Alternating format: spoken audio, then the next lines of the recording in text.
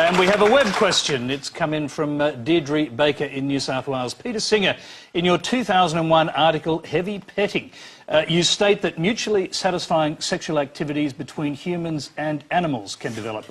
Please explain. I wondered if that one would come up. So firstly, it was a book review. It wasn't really an article. I was reviewing a book that discussed this issue. I mean, it is a fact that there is sexual contact between some humans and animals.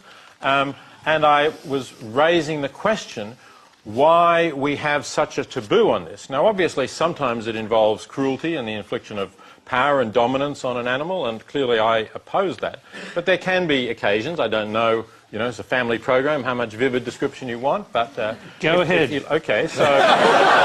Speak for yourself! Speak for yourself! This is really interesting, by the way. I'm clearly not on American television tonight, because no American host would have said that. Okay, so here's an example.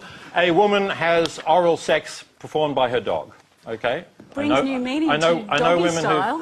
I know women who've said that this is something that pleases them. The dog is free to do it or walk away. There's no dominance over the dog. Okay, that seems to me harmless. This is a trained dog, obviously. Well, it's her dog who enjoys doing it and sees that the dog gives pleasure to the companion who the dog lives with. You know, I don't see why we have a huge taboo Peter, even over this is just discussing. weird.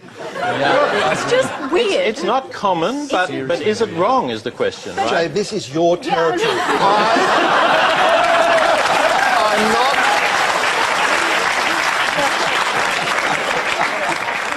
Let's get a psychiatrist's perspective on this. I'm just sitting here thinking now, Freud did say that human beings are polymorphously perverse, which is another way of just saying there are lots of different views that just...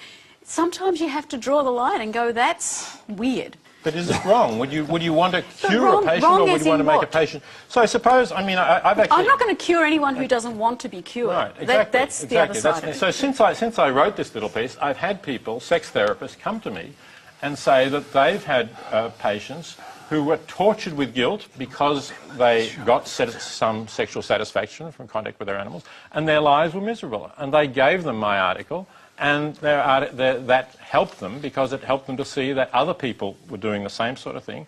And here was at least somebody who was saying, you know, this is not a sign of terrible moral evil.